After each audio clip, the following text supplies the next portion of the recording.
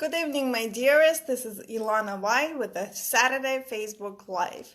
So today I wanted to share with you what I learned this week, and also to continue reading with you book 12 Pillars, and we got up to the chapter on communication. About, I think, 8 years ago, my life was changed by taking my first course on Coursera platform with Dan Ariely. He is a Duke professor at the Duke University, and he was teaching us about irrational behavior. So as a matter of fact, I have a couple books by him at home on irrational behavior, and the book Payoff from TED Talk. He's amazing as a professor. He's actually from Israel. He has a very sad story. 75% of his body was burned, but he's an amazing scientist and a fantastic teacher. So now, because of coronavirus, I guess, he's giving some live lectures on Instagram, which I was able to watch. And one of the things he was talking about is about feeling in control. So there is a concept of learned helplessness. There was an experiment where there are two dogs put in two different spaces, and they're given electrical shock. One is given electrical shock after when the bell sounds, and the other one just randomly. So the dog that was given a shock with some kind of stimuli, with the bell, when they put the dogs in a different environment, and dogs were able to escape the shocks, the dog that didn't know when the bell, when shocks can discontinue, actually wasn't able to escape because it learned to be helpless. So, and during coronavirus, a lot of us are feeling not in control. There are a couple of things to do to feel in control. One is shopping, right? You go to whatever store online or Amazon. You click on a button, you put something in your shopping cart, somebody packs the stuff and delivers it to you. That's an expensive way to be in control. You can form a habit, and that's not very healthy, but that will put you a little bit of in control. Another way to be in control is to maybe put some savings goals, right? So let's say you'll say, I will start saving $100 per my paycheck, or 3 months worth of savings that I should have in my savings. So having that goal, that short-term goal and long-term goals, and that will also put you a little bit in control. So he was reminding me about the opportunity cost of any decision, right? If you buy a bag, a designer bag from a designer that's pretty expensive, then what would be the opportunity cost? What would you not be able to buy with the money that you spend on that bag? If you invest in some stocks, what couldn't you spend the money on? And he has a lot of thought-provoking questions and advice, and has done a lot of research. I highly recommend to watch some TED Talks by him. His name is Dan Ariely, as well as he has a fantastic book, Payoff, and on irrational behavior. And at the end of his lecture, he gave an amusing way to spend some money in the most meaningful way. So let's say, and this is for men in the audience, let's say somebody gave you $25 of discretionary money to spend. What's the best way to spend it? So he thinks that the best way to spend it is to buy flowers for your significant other. Why? Well, when we do something for somebody else, that feeling of giving brings us a lot of joy. Secondly, women typically don't get upset when they get extra flowers. And thirdly, if women get flowers, there's a likelihood that they'll have an intimate relationship, and the intimate relationship bonds people for about 53 hours. So I thought that would be a good way to invest the $25. So that brings me to the next thing that I learned this weekend. Usually every week I have a learning goal. So I do LinkedIn Learning. My company actually sponsors the LinkedIn Learning, so I can actually watch it either on my personal time and during work time, as long as it's reasonable. And one of my favorite coaches and courses that is provided on LinkedIn Learning is by Chris Croft. He's a coach. He used to be a project manager and engineer, so we have very similar passions, I guess. He started very similar to me, but he was a college professor afterwards, and then he now manages his whole training course. So I really enjoy his advice and his courses. The last one I was taking, still didn't finish it. It's called Life Mastery, and he really was talking about goals, how they have to be a little bit scary. You have to visualize them, maybe like draw them out, as well as they have to be measurable and exciting. You have to be excited about them. So highly recommend, if you have access to LinkedIn Learning, look him up. His name is Chris Croft, fantastic coach, and all of the courses I watched by him are phenomenal. And he also teaches project management courses that I need for my full-time profession. Thanks, guys, for watching me. I'm grateful for your presence in my life and in my live Facebook shares that I do every Saturday night. So in terms of 12 pillars, right, we were discussing on 12 pillars of success. And really, Milashka, I see you. Thanks for joining. Malka, John, how are you? And really, now we are up to the chapter 10. We spoke about money. We spoke about the personal development goals. Now we're going to speak about communication. And this is a book by Jim Rohn and Chris Widener. Communication is two or more people working together to find the common ground of understanding. And when they find that common ground, they are positioned to have tremendous power together.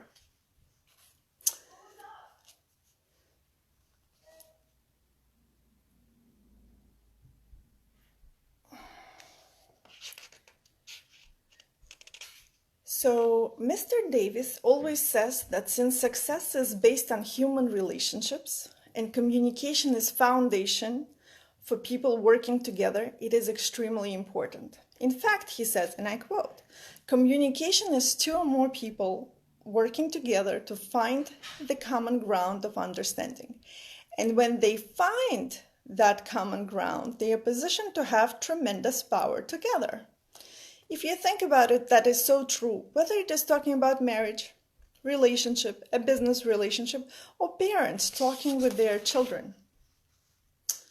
You see, people are so different, even the ones who like each other. And when we get to moving forward in our relationships, it can be hard communicating when times are going well, let alone when times are not going so well.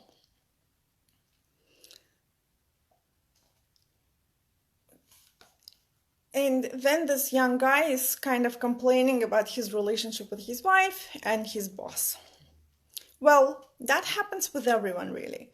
Communication is hard, but one of the reasons that it is hard is because so many people aren't looking at it as a practice wherein two people are trying to find common ground. Most of the time, each person is fighting to get the other person to give up their ground and come over to his or her ground. Then it is a turf battle. Instead, each should look for the common ground. That is a good point. I know that with Amy, I think we just try to get each other to come over to our side. But I bet it wasn't like that when you were dating or first married, was it? Michael laughed. No, it was more like, no, honey, how about your way? No, let's do it your way. And I kind of see it with my kids during the courtship stage. That's human nature for you. It happens frequently. You were much more likely to try to find the common ground and work with and defer to each other because you were still trying to close the deal. Close the deal, get her to marry you. It's classic. Yeah, I agree.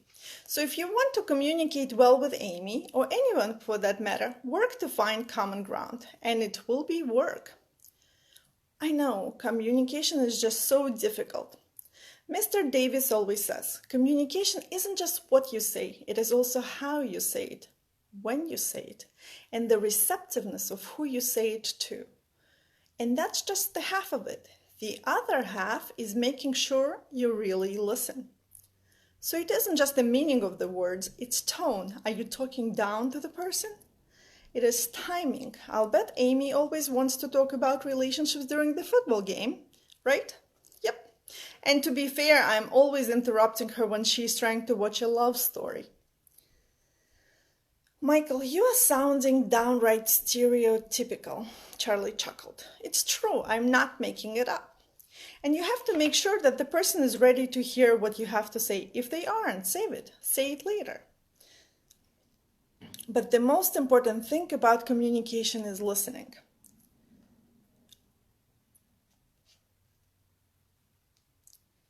Sure, we have listening skills seminars at work about every other year.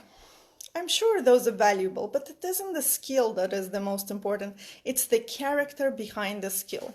First and foremost, you have to care enough and value the other person enough to want to listen. Well, don't you want to listen if you're listening? Michael, this is a perfect point. Mr. Davis always says that most people aren't listening. They're merely waiting for the other person to take a breath so they can interrupt them and speak their own mind. I guess that's true. What would happen, Michael, if you were actually listening rather than just waiting for Amy to take a breath so you could jump in with the alternative opinion? What would happen if you tried to see it her way and understand her? I'll tell you what would happen. It would change the nature of your marriage. And if people in general would catch this, it would revolutionize the world.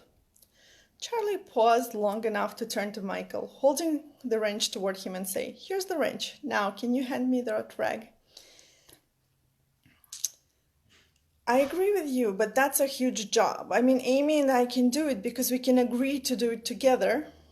But what a job it would be to get everybody doing that. How could that be done? And that's a very good question. It's a perfect segue to the next pillar of success. And the next pillar of success is the world can always use one more great leader. To lead others is to help them change their thoughts, beliefs, and actions for the better. So this is it for tonight from the 12 Pillars of Success by Jim Rohn. I do want to tell you guys, 8 years ago I started taking courses on Coursera. They drastically changed my life.